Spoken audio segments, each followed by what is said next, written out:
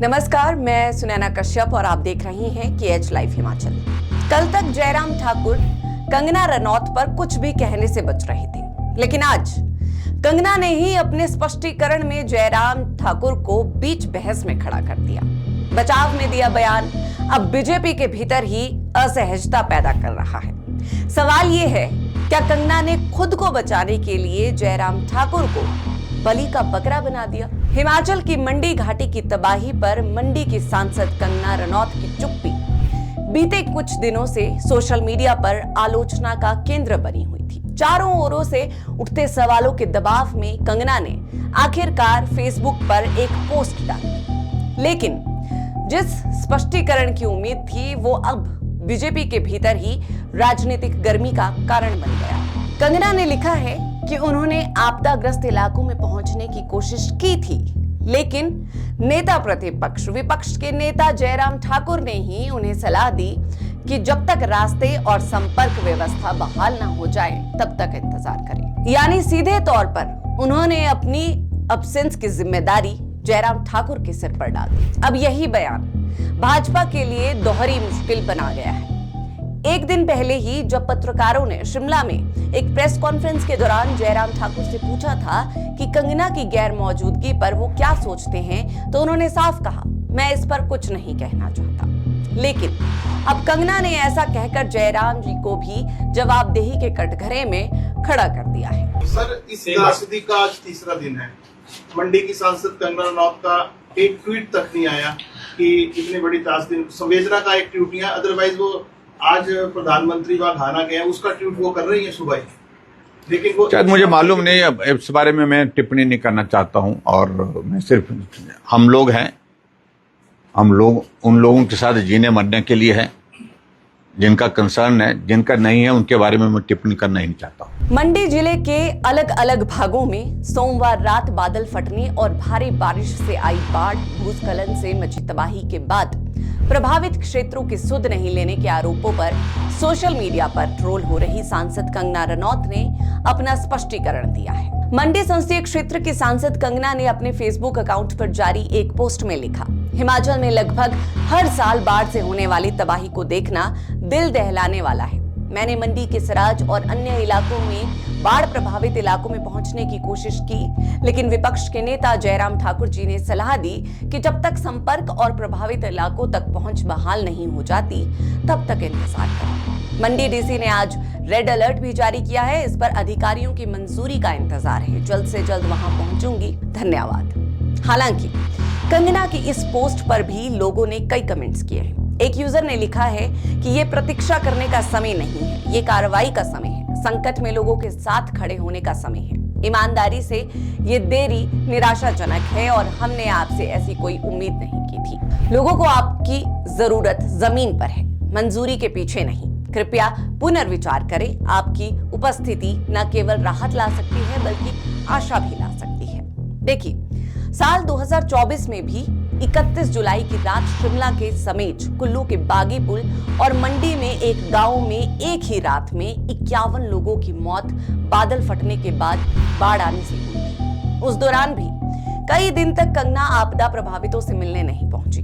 तब कंगना ने एक ट्वीट किया था जिसमें लिखा था, मैंने बाढ़ प्रभावित इलाकों के विधायकों और डीसी से बात की। उन्होंने मुझे सलाह दी कि मैं अभी हिमाचल की यात्रा ना करूं क्योंकि कई जगहों पर रेड और ऑरेंज अलर्ट जारी है। देखिए, हिमाचल में मॉनसून में जितना नुकसान पूरे प्रदेश में हुआ है, इस बार उससे कई गुना ज्यादा तबाही मंडी और कुल्लू जिला में हुई है। कुल्लू और मंडी में अब तक 16 से ज्यादा लोगों की मौत और 35 से ज्यादा लोग लापता हैं। मंडी जिला के अलग अलग क्षेत्रों में 168 मकान बादल फटने के बाद क्षतिग्रस्त हुए हैं। इसके अलावा 200 से ज्यादा गांव की सड़कें और रास्ते बंद होने के बाद शेष दुनिया से संपर्क कट चुका है। खासकर सिराज विधानसभा क्षेत्र में भीषण तबाही हुई है। इस वजह से लोग सोशल मीडिया पर कंगना की मौजूदगी को लेकर सवाल पूछ रहे हैं। अब नेता प्रतिपक्ष ने ये कहा कि सिराज थुनाग में इतनी तबाही हुई है कि यहाँ रास्ते ही नहीं बचे हैं, तो वो आएंगी कैसे? और उन्होंने कंगना से कहा था कि कनेक्टिविटी का इंतजार करें और 1-2 दिन में कंगना हिमाचल आ भी जाएंगी। जी, सर ये कंगना जी की प्रतिक्रिया सामने आई है। पिछले कल आपने एक बयान दिया था, जब आपसे पत्रकारों ने नहीं, पूछा मुझे था। उसमें ना, मैं कल कोई ऐसी बात कही है, मैंने तो सिर्फ इतनी बात कही है कि अ, यहाँ जो नुकसान हुआ है उसमें हम मदद कर रहे हैं और मदद करने के लिए हम खड़े हैं, लोगों की वजह से हैं। और मुझसे कल उनकी बात हुई है, बात होने के बाद उन्होंने कहा कि मैं भी अब प्लान कर रही हूँ। आज सुबह भी फ़ोन आया था उनका, तो मैंने कहा आप आइए। तो मैंने कहा आप एक दिन के लिए इसमें देख लीजिए कि हमारी रोड का अभी तक कनेक्टिविटी जहाँ पर नुकसान हुआ है वहाँ तक पूरी पहुँच नहीं पाई है, एक दिन में पहुँचेगी।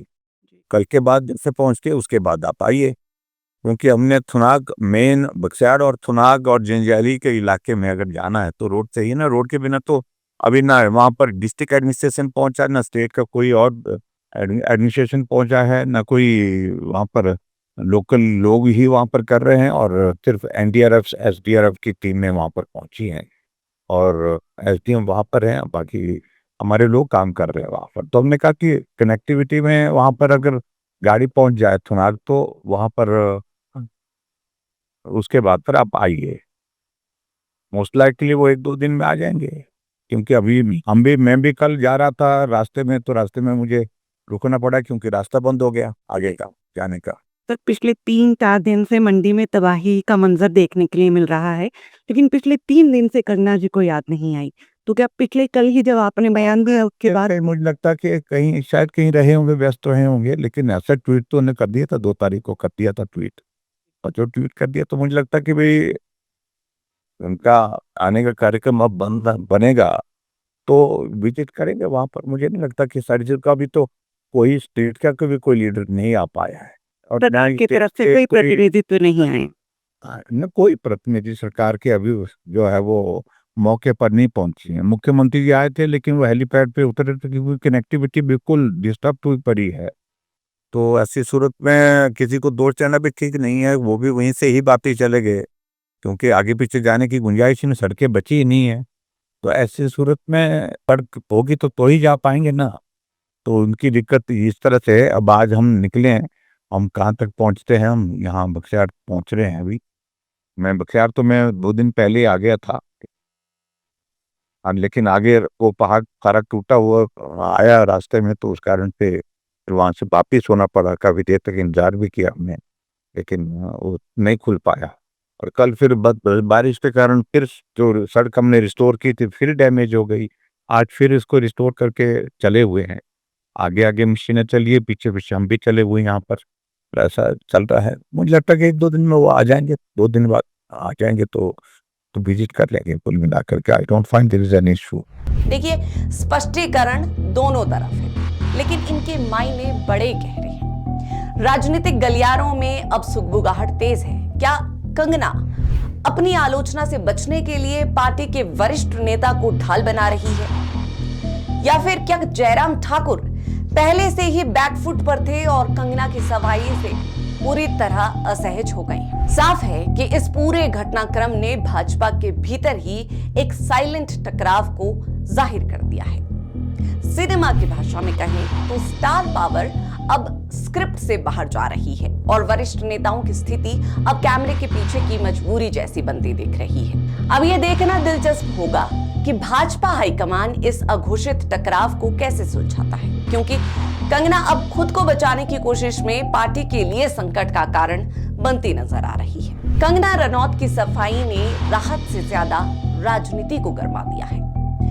जिस जवाब से जनता को भरोसा मिलना चाहिए था, वही अब भाजपा के भीतर असहजता की वजह बनता दिख रहा है। जयराम ठाकुर जैसे वरिष्ठ नेता जो अब तक खुद को इस बहस से अलग रख रहे थे, सीधे निशाने पर आ चुके हैं। अब ये केवल एक सांसद की अनुपस्थिति का मुद्दा नहीं रहा, ये पार्टी के भीतर संवाद, संतुलन और स्टार पावर के बीच टकराव की वानगी बन चुका है। सवाल सिर्फ ये नहीं है कि कंगना कब आएंगी, असली सवाल ये है कि भाजपा इस चुप्पी और सफाई के बीच पनप रहे टकराव को कैसे सुलझाएगी और किसकी राजनीतिक साख इसकी कीमत चुकाएगी।